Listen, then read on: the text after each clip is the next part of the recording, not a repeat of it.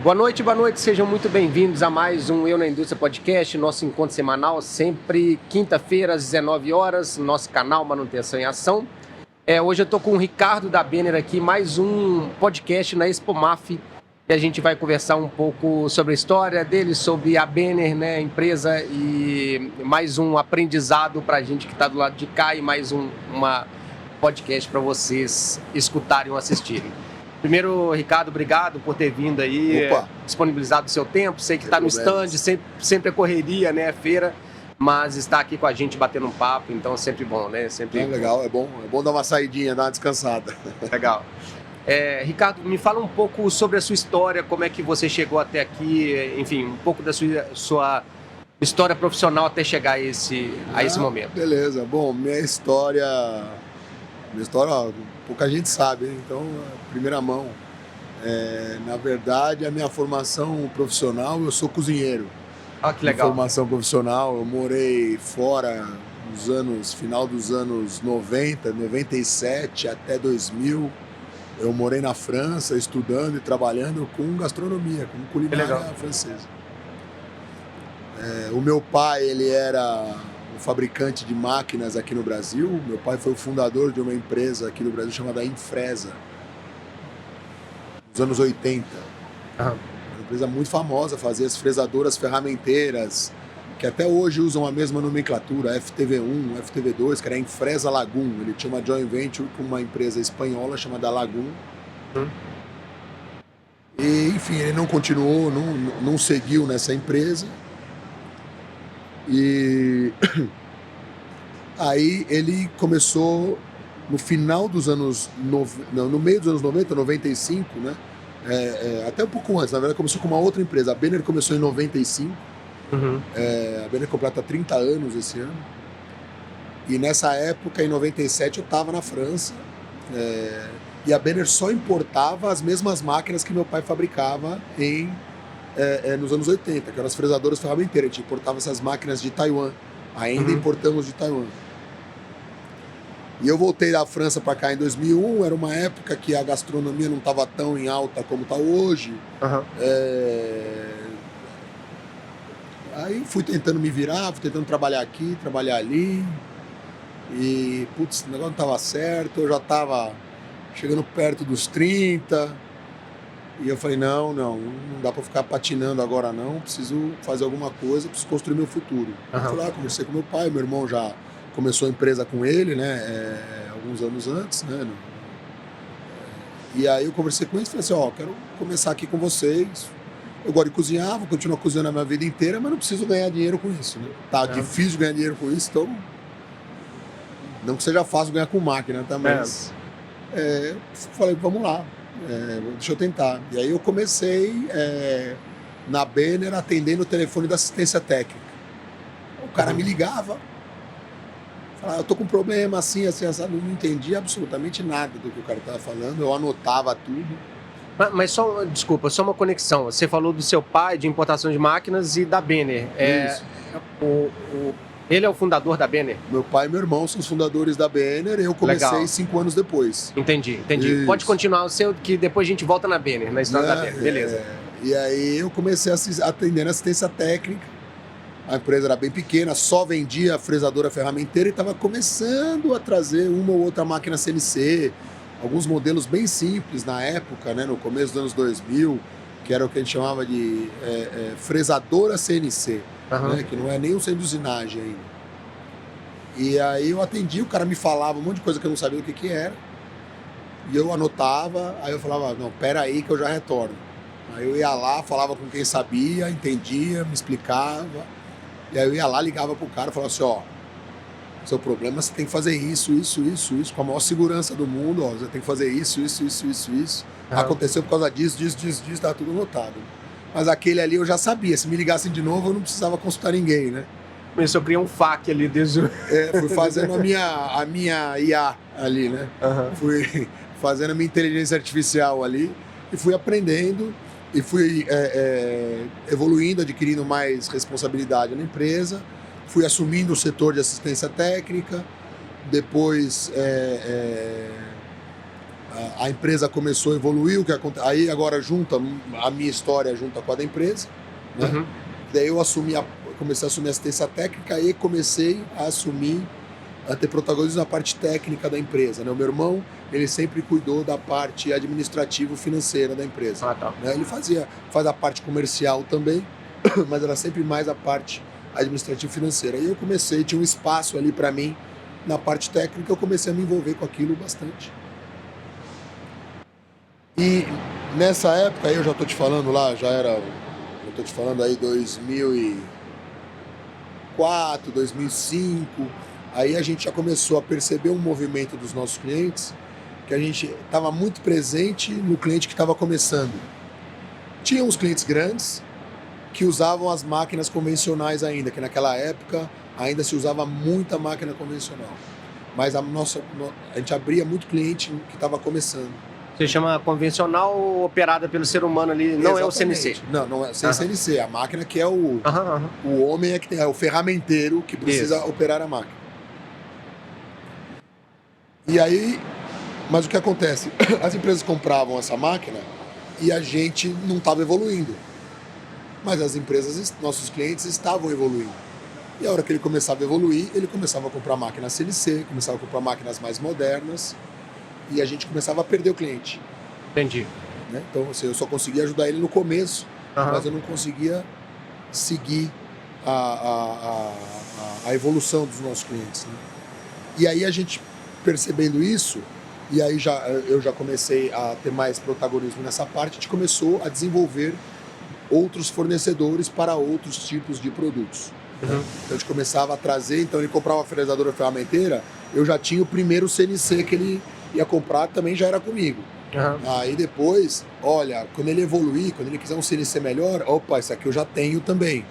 Então a gente construiu uma linha ampla de produtos, na época 99% de Taiwan, né, de Taiwan. Mas ainda assim a gente perdia clientes, ainda tinha um cliente que chegava, a hora que o cliente começava a ganhar dinheiro, queria mais status, queria mostrar uma empresa moderna para os seus clientes, né, para os clientes dele, aí ele comprava uma máquina japonesa, né, tem várias marcas aí famosas no mercado, né, Okuma, Masaki, né, todas essas marcas, começava a comprar máquinas mais importantes do que a nossa. E não tinha o que eu fizesse. A minha máquina podia ser metade do preço da máquina japonesa. O cara queria ter aquela máquina, que são máquinas boas, excelentes, mas ele queria ter o status. É igual você comprar um carro, né? Você vai chegar uma hora que você quer ter o cara quer ter o Porsche. Cara, não adianta você oferecer para ele um BYD ou um carro que é tão bom quanto, que é a metade do preço. Ele quer ter a marca, né? A marca tem um peso. E aí a gente começou, eu viajo muito, né? Então a gente começa a criar contatos, conhecer pessoas. E em um momento a gente foi contactado pela Makino, que foi a nossa primeira marca importante. Já foi a mais importante do mundo, já foi a nossa primeira marca importante. A Makino é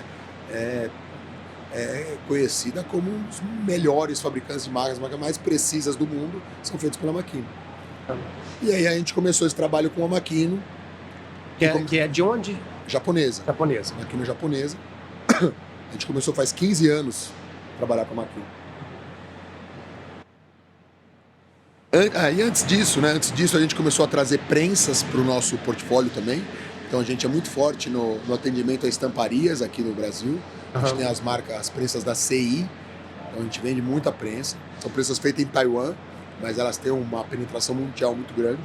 Acabou que vocês iam entender no mercado e iam construindo a esteira ali para... Isso, a gente ia envolvendo, porque a gente vendia para as ferramentarias que faziam as ferramentas de estampa. E aí tinha outra necessidade. Então a gente tinha um contato com as estamparias também. Então a gente foi evoluindo nesse sentido. Sim. Aí o que aconteceu, a gente começou a trabalhar a Makino, já faz uns 15 anos, como eu disse, né? E a Makino começou a abrir portas de vários clientes pra gente, que antes eu ia com a máquina de Taiwan, eu não conseguia nem agendar a visita.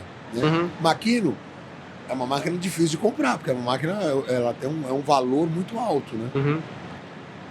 Mas todo mundo quer conhecer, né? Todo mundo quer entender, então começou a colocar a gente de frente com vários clientes, começaram a sair negócios, obviamente. A gente começou a aprender a vender esse tipo de equipamento, porque é um outro tipo de venda, né? Um outro tipo de negociação. Vocês fabricavam alguma coisa de equipamento ou 100% Não, importava e revendia? Meu pai fabricava nos anos 80. Depois que começou a Benner importadora, a gente só importa. Só importa. Uhum. Quando você falou de Taiwan, por exemplo, já era máquina pronta. Importa teve e uma revende. Teve uma época que a gente trazia só o fundido de Taiwan e a gente instalava o comando numérico, tal, que tinha alguns benefícios, alguma coisa assim, mas depois acabou o benefício e não fazia mais sentido fazer isso. E, bom, então com a Makino a gente aprendeu muito, né, como atender o cliente, como vender a máquina, como melhorar a nossa assistência técnica. Ela trouxe bastante aprendizado. Depois de... O padrão dos japoneses é diferenciado, né? Sim, e assim, não adianta, você quer vender uma máquina, né? Então assim, se você for comprar, é a mesma coisa do carro. Se você for comprar um carro, se for comprar uma Porsche, você vai chegar na loja, lá vai ter um atendimento diferente. Vai ter um atendimento Porsche. Uhum. E aí depois de uns 6 anos, acho, com a Makino, não sei ao certo, tá? Há muito tempo, às vezes as coisas se confundem, né?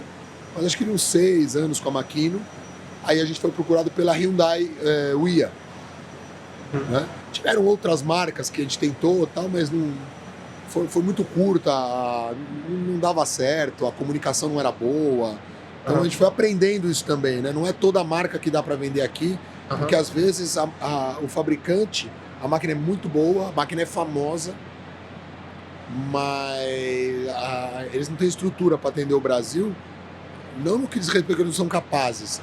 É que assim, o Brasil, a gente enxerga o Brasil, é o nosso mundo, né? Então é um mundo grande. Mas o Brasil, mundialmente falando, como mercado de máquina, é um mercado pequeno.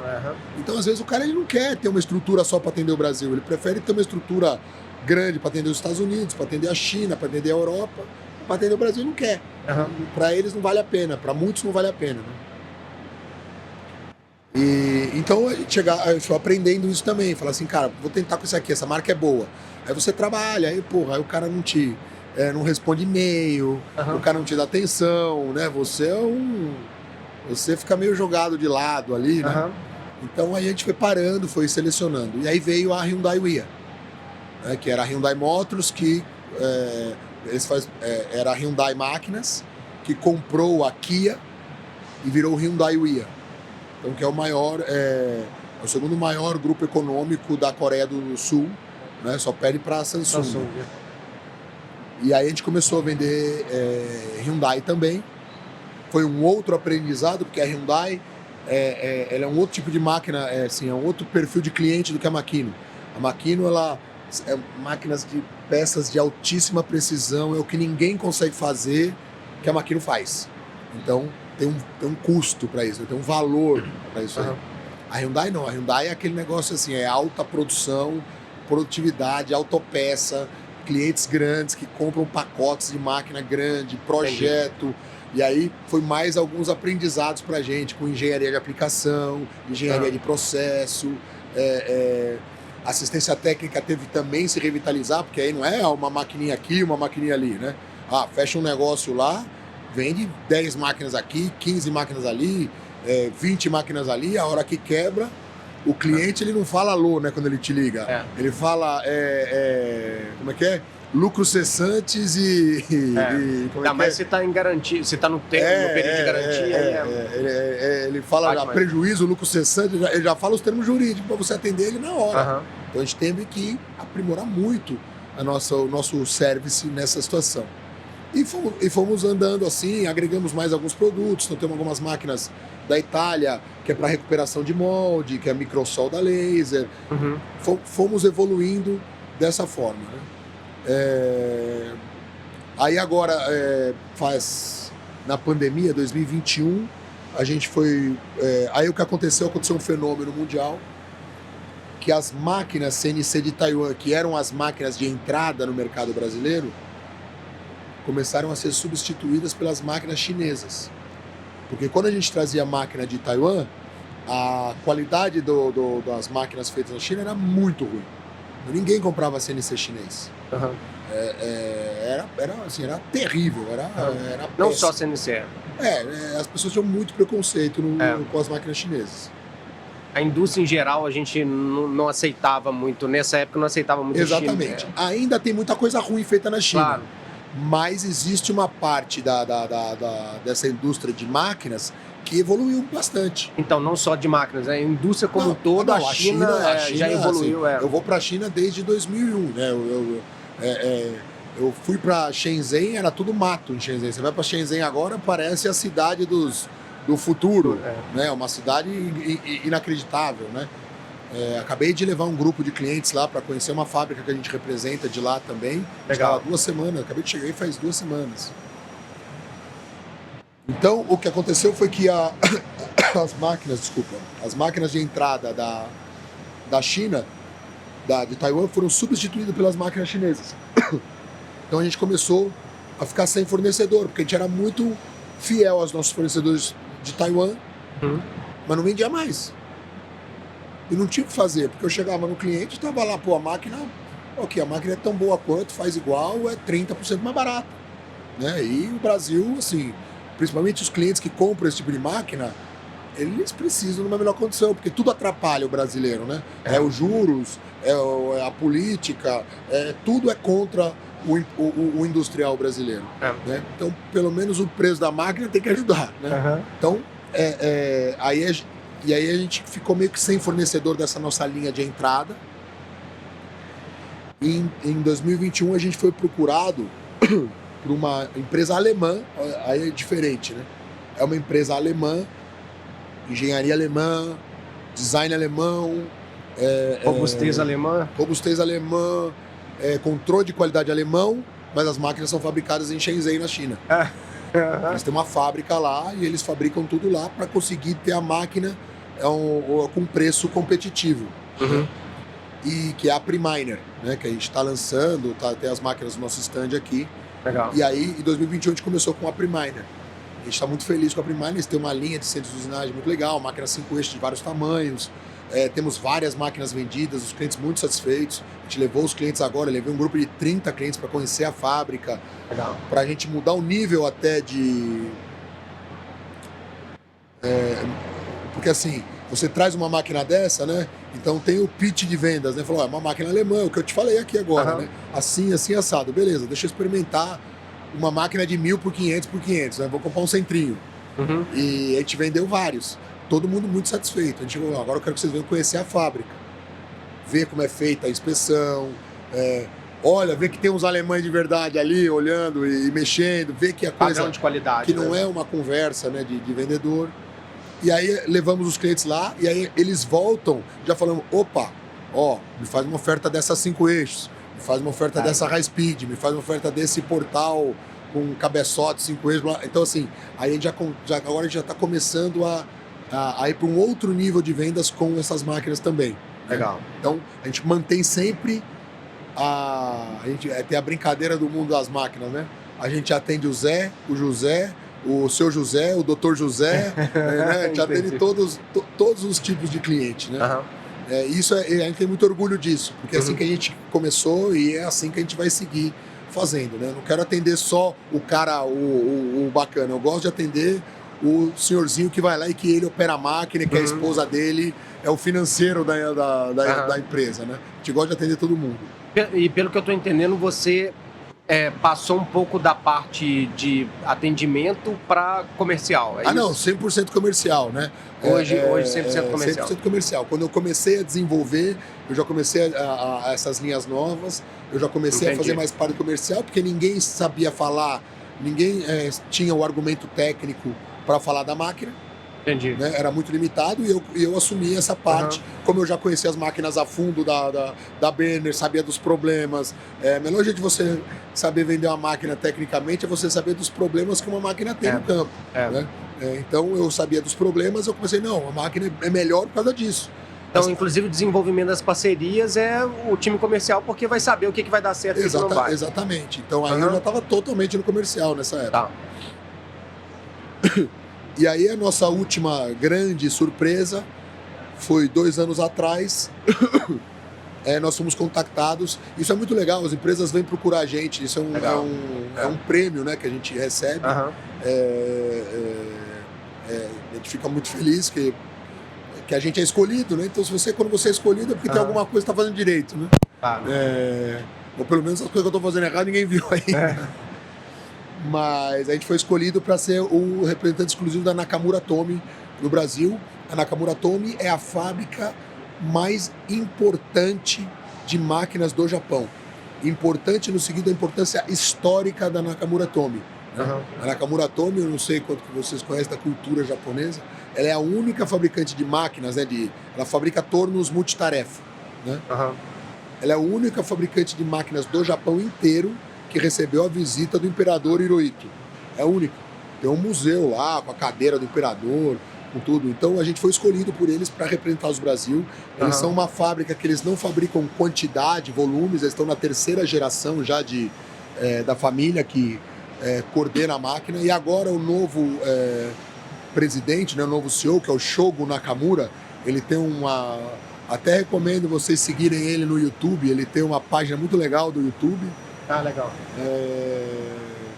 E ele tem 34 anos, ele é presidente e ele assumiu, ele é a 3ª geração, o pai dele é vivo ainda, mas eles criaram uma metodologia que o pai dele entregou para ele e ele assume, só que ele falou assim, agora eu quero que a Nakamura expanda.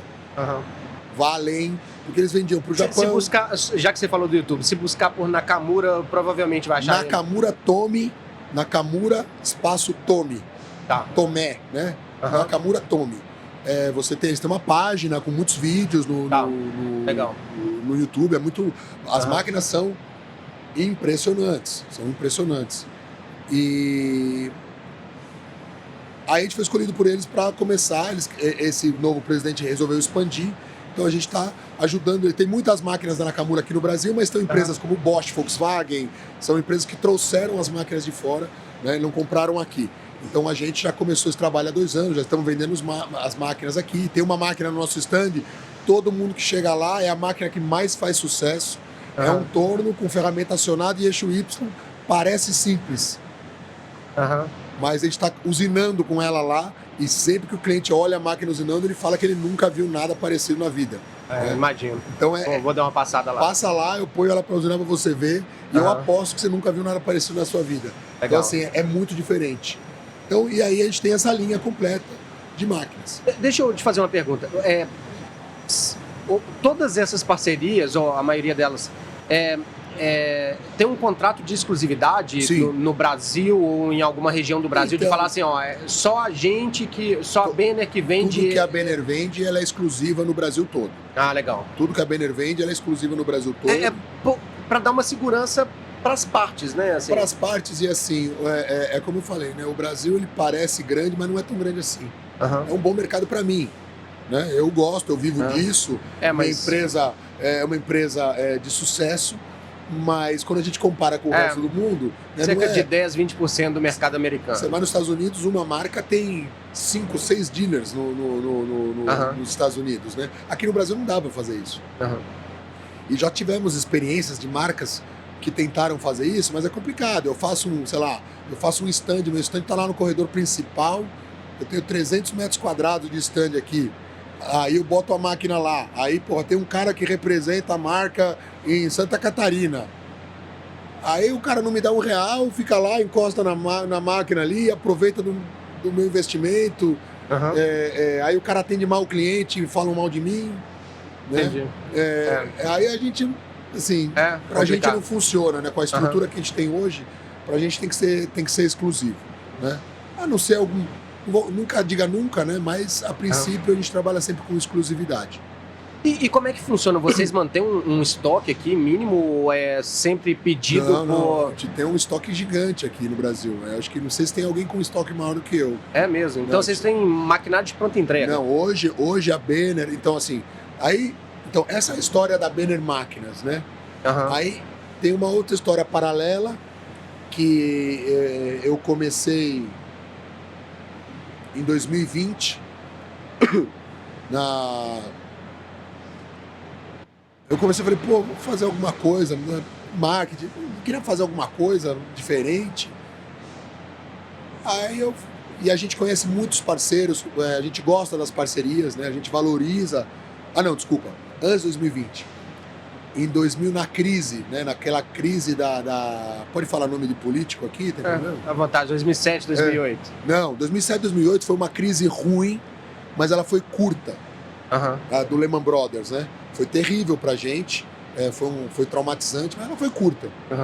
A pior crise foi final de 2013, 2014, foi a crise da Dilma. A Dilma é o pior do que um tsunami para a indústria, né? É pior que o terremoto na indústria brasileira.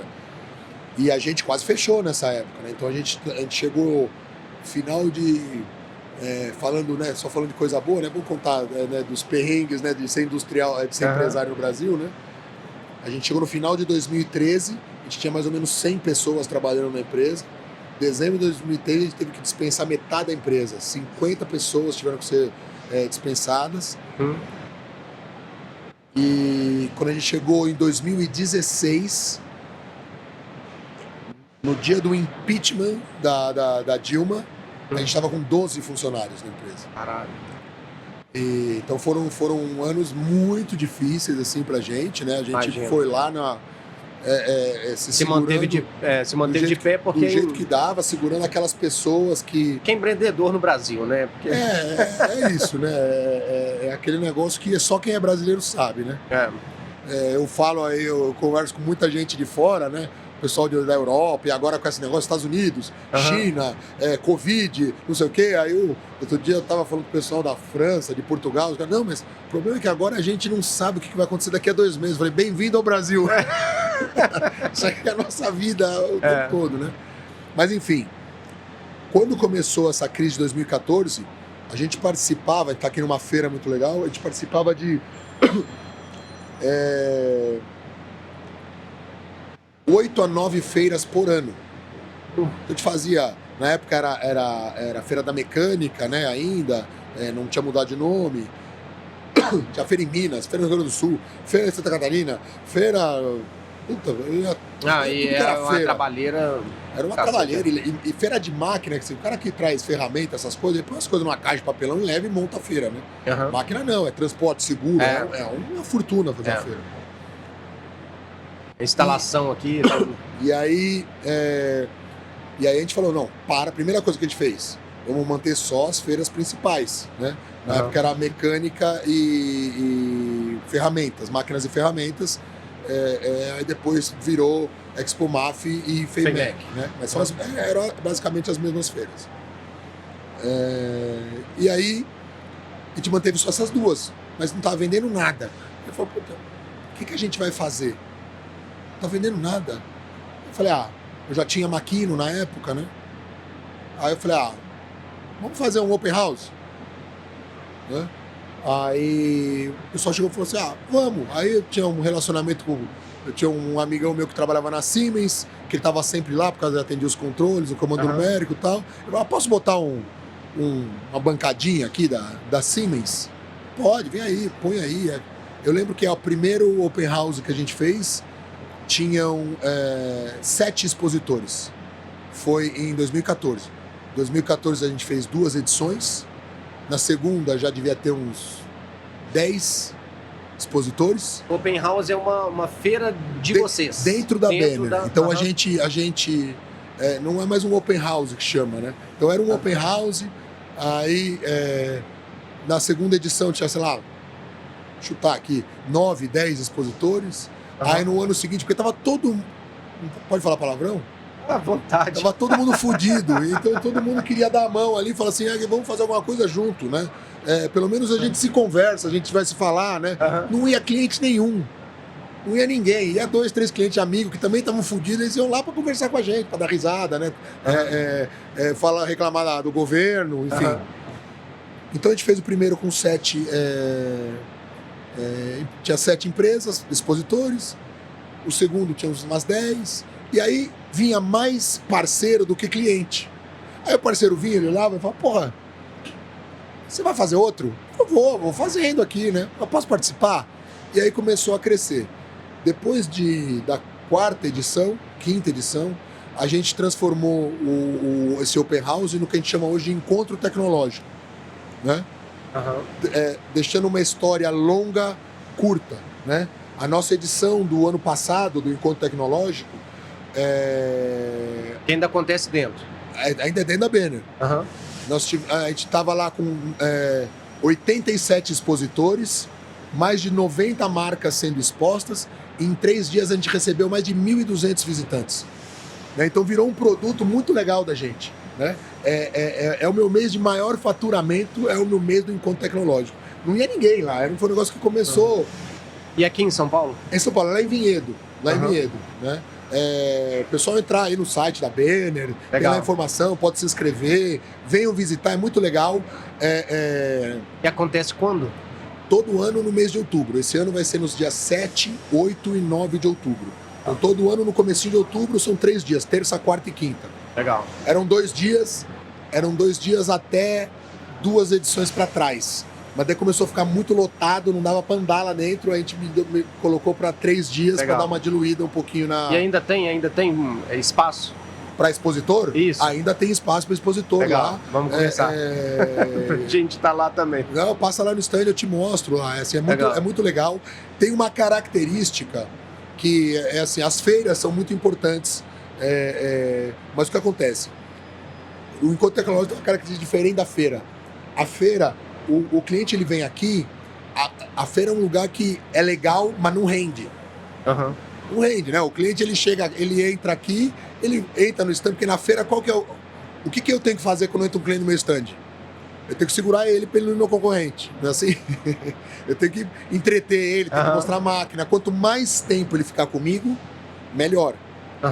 Então o cliente, às vezes, ele vem numa feira dessa, dependendo do cliente, tá? O cara vê 5, 6 stands bem vistos e ele não vê mais nada. Ele não consegue. Uma feira dessa aqui, o cara não consegue fazer. Mundo de coisa. Né? Porra, tá muita gente. Ele quer se atender no stand, ele fica esperando. No meu também, né? Ele fica esperando para ser atendido, né? Ou ele vem focado em alguma coisa, ele não vê nada, porque ele só passa passeando e não é Nossa, a gente tem um coisa. espaço ali de 2.000 metros, né? As máquinas ficam em volta. A gente cede as máquinas para todos os parceiros expositores demonstrarem os produtos, né, que ele precisa demonstrar. Só que os stands estão todos padrão, é uma bancada de atendimento e fica uma do lado da outra. Então o cliente ele vai lá, ele fala com 30 empresas num dia. Ele fala com um monte, ele fala com o cara que ele leva o problema lá, então ele resolve um monte de coisa lá. Ele manda, então cada vez o cara vai, um ano ele vai sozinho, no ano seguinte ele já manda o líder da fábrica, ele já manda... ele já manda mais gente. Todo ano aumenta por causa disso. Né? E não era assim. E são soluções meio que complementares ali. Isso. Então, assim, e não era um lugar de negócio. Foi criado no meio do desespero aquilo. Né? Até foi crescendo, a gente foi entendendo foi entendendo as possibilidades. Fazendo limonada ali. Foi acreditando que aquilo poderia dar certo, né? E se faz uns 4 anos, de uns 4 anos para cá, que realmente aquilo pegou um corpo, assim, né? Eu lembro do ano que foi o ano que você falou, opa, esse negócio aqui ficou diferente. Foi quando, porque assim, lá você vai, tem manobrista na porta, tem cafezinho, tem garçom servindo as coisas, o atendimento é 10, tem prazo de alimentação, é igual a feira. Né? E teve um ano que a gente chegou lá, a pessoa que organiza, que é um parceiro nosso, que é um amigo da gente há muitos anos, ele chegou pra mim e falou, Ricardo, eu não sei o que eu faço, eu preciso chamar mais 2 manobristas, que o cara tá com bolha no pé. Eu falei, opa, tem alguma coisa acontecendo aí, né? Que ótimo, né? Bons problemas para resolver. Exatamente. E aí o evento virou um negócio, ganhou vida própria, né? Ele virou um negócio diferente. Esse evento e começou a dar um conhecimento e começou a trazer esse gosto que a gente tem pelas parcerias. Porque eu falo com todo mundo, eu duvido que alguém que venda a máquina fale com tantos parceiros quanto eu. Eu duvido. Pode até ser que tenha, mas eu não conheço. E aí a gente começou a pegar gosto dessas parcerias, entender como as parcerias funcionam, dar protagonismo pro parceiro, né? E eu falo sem Problema nenhum. Você vê outros open houses, né? Que às vezes o cara fala, pô, eu vou também no open house do fulano, do não sei o quê. Aí o cara pega, bota o parceiro num canto ali, escondido. A gente não, o parceiro fica no centro, a gente que fica no canto. Entendi. O parceiro fica no centro e todo mundo é visitado, todo mundo e todo ano melhora, assim, é muito caprichado, a gente faz com muito carinho. E aí nessa de começar a conhecer todos os parceiros, aí voltando, né, onde eu ia começar a falar, em 2019, antes da pandemia, eu comecei a fazer eu criei um canal no YouTube, que chama Benner Infometal. Até peço aí pro pessoal seguir aí, é uma ótima oportunidade. Legal. Benner Infometal, segue lá, aperta o sininho. O sininho pra ser notificado. Isso é o seguinte, eu faço entrevistas curtas, 5, 10 minutos, cada hora com um parceiro diferente. Eu não falo da Benner, eu não fico lá vendendo máquina, não tem promoção, não tem nada. É uma pílula de informação, porque a gente sabe que a informação tem muita dificuldade de chegar, principalmente no cliente pequeno e no médio. Né? Não chega. Então tem lá, se você seguir o canal, toda terça-feira tem um vídeo novo com um parceiro diferente. Então, a gente fala com o pessoal de ferramenta, de fixação, de software, de tudo. Imagina. De tudo. Outros tipos de máquina, fluido, tudo. Então a gente fala com todos esses caras. São vídeos curtos, não é pro cara ficar falando tecnicamente, não é pra ser chato, mas é pra ele falar, ó, meu produto funciona assim. Porra, você gostou? Beleza, liga pro cara lá e fala com ele. Né? Legal. E às vezes a gente tem mais de 300 vídeos no canal. Legal. São quase 340 vídeos no canal. É YouTube, então é difícil de pegar seguidores, mas a gente já tá chegando em 1.500 inscritos no canal direto. Mas o vídeo é muito divulgado, né? Então, às vezes, me liga um parceiro que fez uma entrevista lá comigo, lá, fala, pô, me ligou um cara do Ceará aqui, fechou o negócio. É muito legal de ver isso. E a gente não cobra nada dos parceiros para fazer. Tá? Isso é importante falar, a gente não cobra nada. No encontro tecnológico, na feira, tem um custo de subsídio, um custo baratinho que a gente cobra, que é para subsidiar, para poder fazer uma estrutura legal. Mas depois eu te mostro o vídeo do como é que foi ano passado aqui, para você ver a estrutura. Não cobrar uma coisa, tirar dinheiro do bolso pro parceiro aí já é outro, né? Pelo menos paga a sua conta pra estar aqui, né? O canal do YouTube, então assim, eu tenho um estúdio lá na Benner, eu fiz um estúdio para gravar, tal. Daqui a pouco vai começar um podcast lá também, um pouco diferente também. Eu não posso falar ainda do que é, porque senão os concorrentes copiam, né? Então assim, depois que eu tiver, eu falo, mas... vai começar um podcast. Esse não é um podcast, é uma entrevista curtinha. São 5, 10 minutinhos, a pessoa vai falando, ó, vim lançar um produto. Aí, então, pô, metrologia, tudo. Você vai lá, você olha, tem vários videozinhos, você tá no 6º ano que a gente já faz isso daí. E depois que a gente faz as temporadas, quando começa a temporada, toda terça-feira. Então, se você bota no sininho lá, toda terça-feira, religiosamente, tem um vídeo novo com alguma coisa que... sei lá, tem de tudo lá. Legal, ótimo. Então essa é a história minha, da Benner, tudo misturado aí. Porque eu ia... a gente ia separar, mas acabou que as histórias não tem como, né? Junta tudo. Como que foi... Vou voltar um pouco lá atrás. Como que foi a transição do... seu pai, você falou que o seu pai começou representando algumas marcas, mas, pelo que eu entendi, teve uma transição para Benner... antes não era Benner, não era isso? Não, na Ou verdade já começou o que aconteceu Benner? foi o seguinte, meu pai ele era da Infresa, aí ele saiu da Infresa que ele queria começar a construir outro tipo de máquina no Brasil, ele começou a fazer uma outra fábrica de máquinas aqui, fabricou poucas máquinas, tem pouca gente que conhece, chama Chapi, que era uma máquina CNC, com aquele CNC de fita ainda, sabe? Ele fez a fábrica, depois de 6 meses que a fábrica estava pronta, que ele começou a produzir, veio o plano Collor. Aí ele quebrou.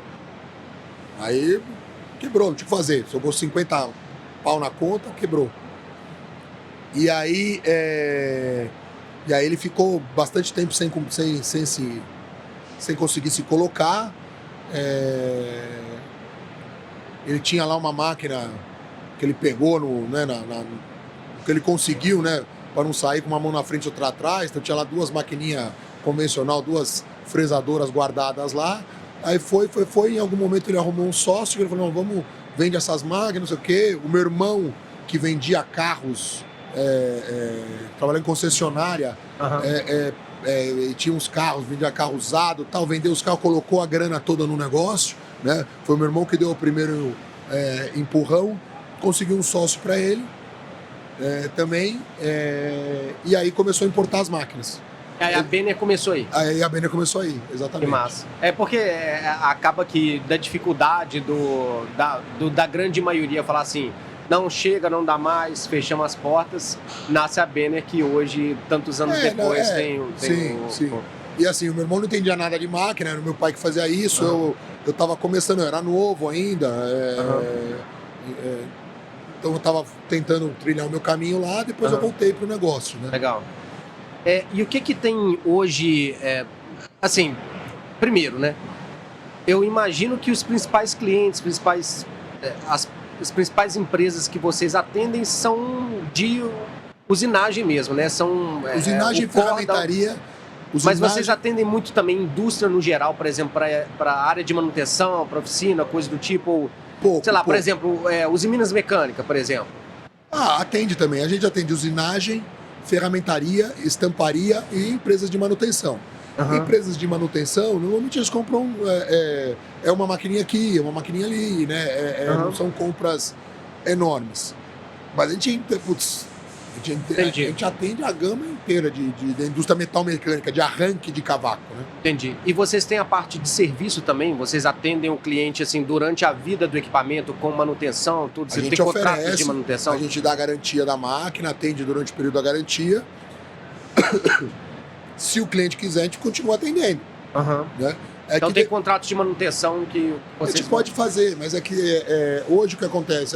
Tem muita empresa que faz o seu próprio departamento de manutenção. Então, assim, a gente faz as duas coisas, né? A gente está preparado para isso, mas não é exatamente a nossa não é a gente que decide. Né? Legal.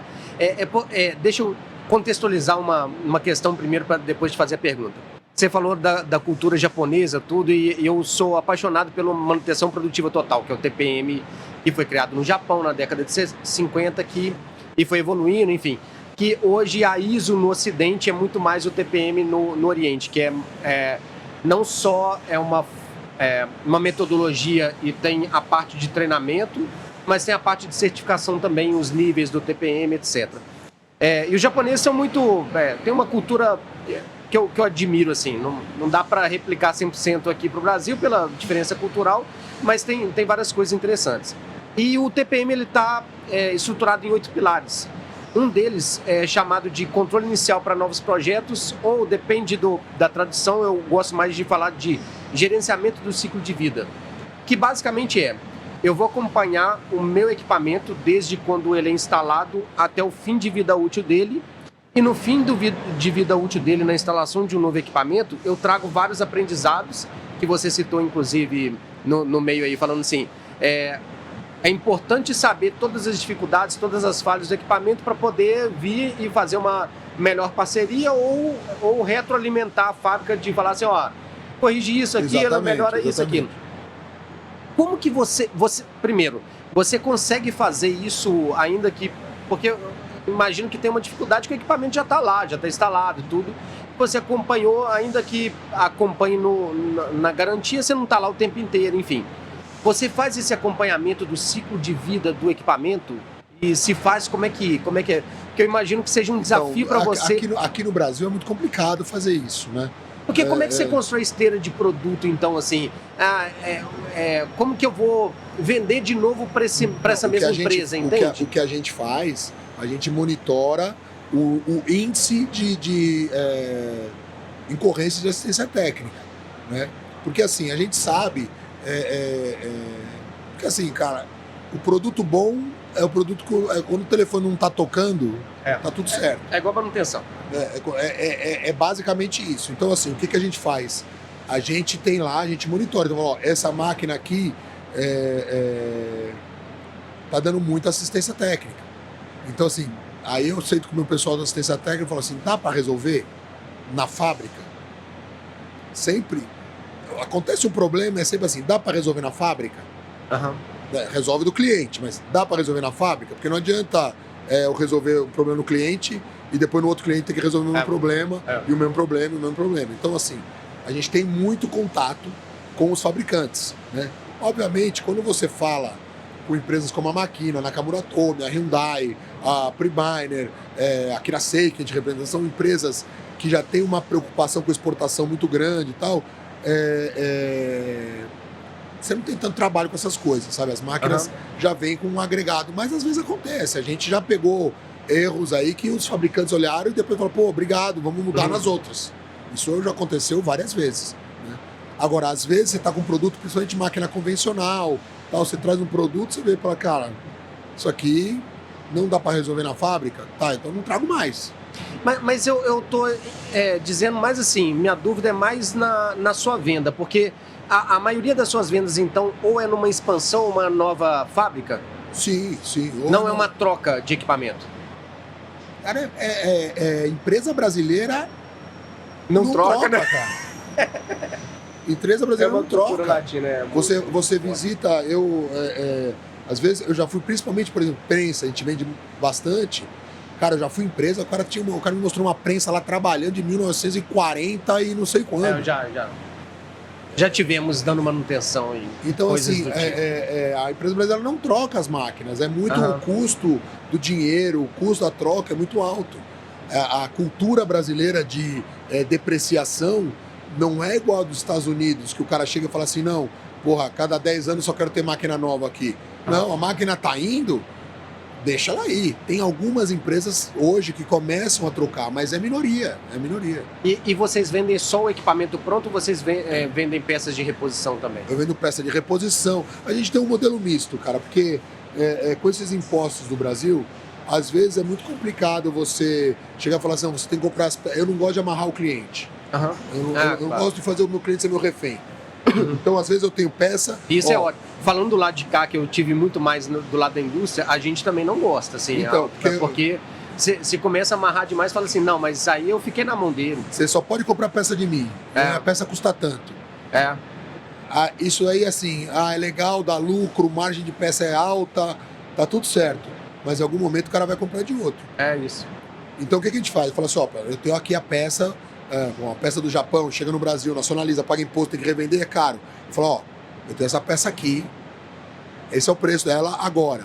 Ó, você quer comprar direto do fabricante? Esse aqui é o valor dela fora, você manda o dinheiro, ele te manda direto pro correio, você nacionaliza, fica mais barato. Então a gente sempre oferece as opções que a gente tem pro nosso cliente. Legal. Você falou que tinham 100 pessoas na equipe, depois 50, caiu para 12, hoje são quantas? Hoje a gente está com umas 60 pessoas, com funcionários diretos. Legal. Né? E tenho mais uma equipe de vendas aí de mais umas 45 pessoas. Então vocês têm revendedores, eu tenho revendedores por região? Eu tenho revendedores, no Brasil inteiro tenho alguns vendedores próprios, dependendo da linha. E dependendo da linha eu tenho revendedores. Tá. E hoje, assim, o que é o carro-chefe? Como é que é, assim?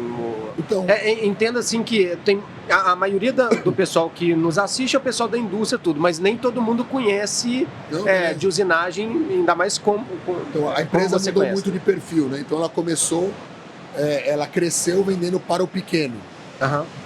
E aí, quando eu vendia um negócio grande, era a cereja do bolo. Né? Era a cereja do bolo e tal. Agora, inverteu. Eu vendo muito para empresa grande, eu ainda vendo bastante para empresa pequena, mas hoje eu tenho mais, às vezes 40, 60, 60, 40, para máquina de entrada, máquina de alta tecnologia. Então a gente vai flutuando, dependendo do mês, da situação política, econômica, vai flutuando isso aí. Então, a gente vende para todos os mercados, todos são importantes para a gente. Às vezes o mercado de máquina de entrada ajuda mais. A gente precisa, essas máquinas que a gente põe no estoque, né? Eu estava falando do estoque, eu tenho umas 300 máquinas no estoque, eu cheguei a falar com o Tastinho. Eu tenho um estoque lá com umas 300 máquinas pronta entrega lá. Né? Não tenho de tudo, mas eu tenho bastante coisa. É um ativozinho bom, hein? Sim. A nossa última inovação, vamos dizer assim, é que agora a gente inaugurou faz 2 meses o nosso Tech Center. Então a gente tem um outro prédio, são 1.600 metros quadrados, onde a gente tem um showroom completo, tem mais de 40 CNCs lá, máquinas convencionais, e a gente trouxe alguns parceiros ali para dentro, onde a gente vai começar a trazer treinamentos e educação para os nossos clientes. Então, Legal. vou ter treinamentos tanto para o pessoal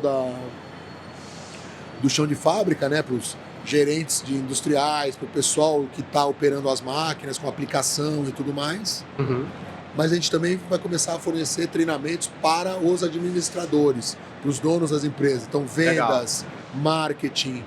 Porque tem muita gente que nasceu no forceps, que nem eu. Uhum. Né? Eu troquei o azeite pela graxa, né?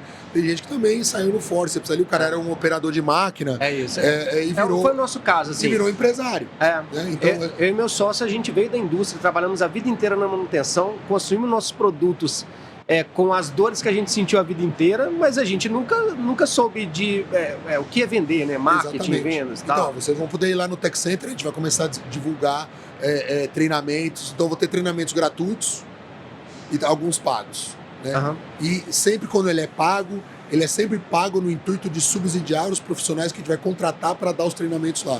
Legal. Então vai ter uma imersão de um dia lá inteiro com 2 caras foda de vendas. Uhum. Então, ou de marketing, ou de liderança, ou de RH, esses temas que hoje são muito presentes e fazem parte da dor de toda a empresa. Legal. Né? Mas o mercado metalmecânico é um mercado meio esquecido, né? Por esses segmentos todos. Todo mundo fala do agro, todo mundo fala do têxtil. Não é muito sexy, né? Todo mundo fala disso, mas ninguém fala do metal mecânico, né? Uhum. Então a gente quer começar a fornecer esse tipo de soluções e fortalecer a parceria com os parceiros e com os nossos clientes também. Legal. Como eu falei, assim, o pessoal que nos assiste vem da indústria tudo e vários deles fizeram Senai. E se fez Senai ali, ou curso técnico na área de mecânica, já mexeu em algum torno, alguma fresa, enfim, alguma máquina operatriz que... assim como eu, fiz o técnico em mecânica e fiz minha pecinha lá no torno e tal, fiz engenharia mecânica também, que vi, a parte de conformação, usinagem, etc., mas eu não sou dessa área e nunca atuei nessa área. Então, assim, para o pessoal entender como que está hoje, o que tem assim, de tecnologia que o pessoal fala assim, caramba, já existe isso, como é que é isso? Então, o que existe aí de tecnologia nos seus equipamentos? Você pode falar assim, talvez o pessoal não sabia que já existia isso, né?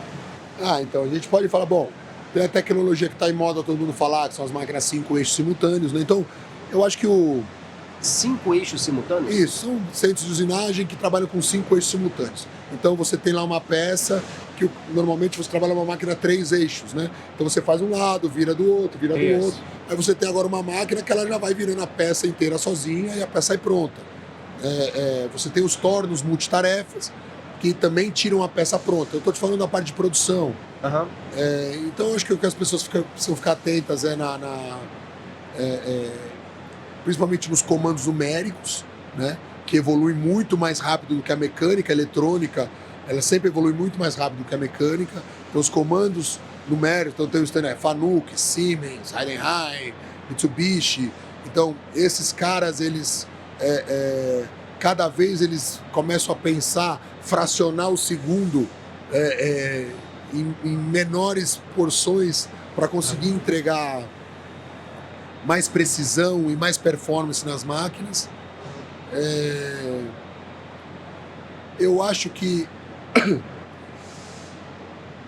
Falar uma coisa que pode soar estranho, mas eu acho que uma coisa que é muito importante para as pessoas que mexem na mecânica, eu acho que assim, o que falta no Brasil para as pessoas de modo geral, empreendedores, é buscar conhecimento. Eu acho que a grande revolução que pode acontecer no Brasil é conhecimento, é autoconhecimento, é conhecimento de coisas que são um pouco fora daquilo que a gente atua. Né? Então, assim, a evolução tecnológica das coisas, né? Tem lá a indústria 4.0, tudo isso aí é muito legal, mas é muito perigoso também. Então, o pessoal da indústria fica escutando, a indústria 4.0, a internet das coisas, isso daí é muito bacana, mas se a empresa não tiver redonda, não for uma empresa com uma administração bem feita, não for uma empresa com uma organização, não tiver tudo prontinho, você quer falar de internet das coisas, você trava a empresa, ela para de funcionar.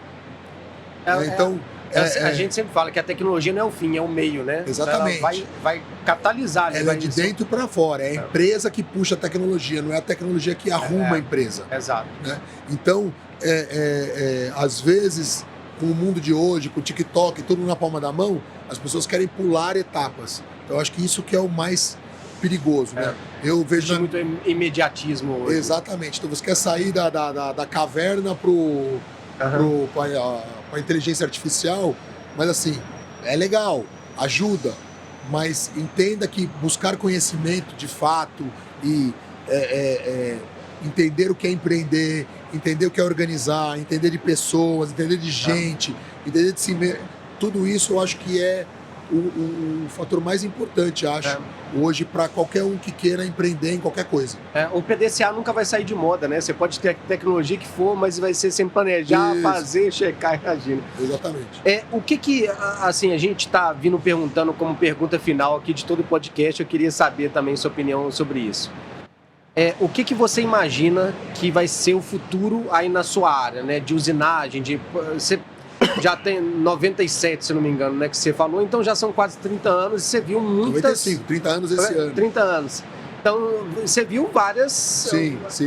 várias tecnologias vindo, várias mudanças tecnológicas, mudanças no comportamento, enfim. Dentro da usinagem, extrapola aqui, tá sem paradigma aí. Daqui a 10, 20, 30 anos, sei lá, 50 anos, o que você imagina que vai ser... que vão ser as máquinas, que vai ser esse mercado, enfim. Eu acho que existe a manufatura aditiva, ainda tem muito para evoluir, né? Uma manufatura aditiva já é uma realidade, né? Impressora 3D de plástico, de metal, de tudo, né? Já é uma realidade, mas vai ter muito para evoluir ainda, né? Em termos de produtividade, porque não é muito legal, mas é pouco produtivo ainda, então tem muita coisa para mexer nisso e eu acho que isso vai mexer muito. A manufatura aditiva é uma manufatura que precisa de muito menos conhecimento técnico de quem opera a máquina do que de um centro de usinagem ou de qualquer coisa assim. Você faz um desenho, você manda um arquivo, você aperta o botão, a máquina começa a imprimir. Né? Não acho que a manufatura aditiva vá substituir a usinagem, né? Porque quando você está falando de coisas com precisão de 20 micron, 10 micron, 5 micron, 1 micron, a manufatura aditiva ainda vai ter muita dificuldade de não sei quanto que isso pode ser que chegue, mas vai ter uma dificuldade. Eu acho que muita automação, obviamente, né? Eu acho que existe uma parte da indústria que vão ter humanoides aí fazendo serviços, principalmente esses serviços aí com problemas ergonômicos e tudo mais. Acredito total nisso. Eu acho que vai ter isso daí. Em ambientes muito agressivos. Em ambientes tóxicos, né? Então eu acho que vai por esse caminho, né? A parte mecânica das máquinas tem alguma evolução para ser feita, mas eu acho que a gente está muito próximo porque assim... É uma ciência já mais bem... difícil, a mecânica ela é mais difícil, né? Porque você quer fazer a máquina dar uma cambalhota, beleza, mas ela tem que dar uma cambalhota e te entregar 1/1000 de precisão. Opa, calma aí, já fica um pouco mais complicado, né? Então, assim, pode ser que chegue, né? Mas eu acho que, assim, na parte de evolução mecânica, a gente está num patamar muito alto, já com algumas marcas, né? Tem máquinas fazendo coisas incríveis, né, já. Mas agora eu acho que a automação, manufatura aditiva, humanoides dentro da indústria, né? Eu acho que isso está bem próximo. Está bem próximo. Por várias razões. Também acho. Por várias razões. Né? Eu acho que em alguns países você tem a razão do custo, né? O custo da mão de obra ser muito alto. Em países do Brasil, como o Brasil, você tem o custo da mão de obra que é muito escassa. por um lado. Você tem também aqui no Cada Brasil... vez mais escassa, na verdade. A legislação ela é muito voraz contra o empresário. Então, o cara às vezes vai preferir gastar mais do que ter mais funcionário e botar um robô ali. Então, o empresário tem medo. Então, assim, sendo bem sincero, né? Tem gente que não gosta dessas coisas, mas é a realidade. Né? Tem uma frase que eu gosto muito, que é assim, você pode ignorar a realidade, mas você não pode ignorar as consequências de ignorar a realidade. Né? Legal. Então, a realidade é essa. As coisas vão acontecer independente se um governo acha que protege ou não protege o funcionário. As coisas vão acontecer, o mercado se adapta, dinheiro não aceita desaforo e as coisas vão se adaptando. O mercado é livre, né? Ele não... Exatamente. Ainda que você queira impor uma regra aí, ele vai se adaptar. Não consegue. Ricardo, obrigado por ter vindo aqui, parabéns pela história, pela trajetória e pela Benner, né, assim, é muito bom. Pra gente do lado de cá, eu sempre falo, a gente é um aluno, porque a gente é fácil ficar do lado de cá, porque a gente só fica perguntando e aprende cada vez mais de algum assunto. Obrigado, parabéns aí. Beleza, eu que agradeço a oportunidade de contar um pouquinho da história. Show de bola. Legal. Pessoal, pra cá, pra lá, ali. Pessoal, então até quinta-feira que vem, a gente tem mais um podcast, não sei se vai ser na Expo Maf ou em outro lugar, mas a gente tá junto sempre quinta, 19 horas. Valeu, abraço.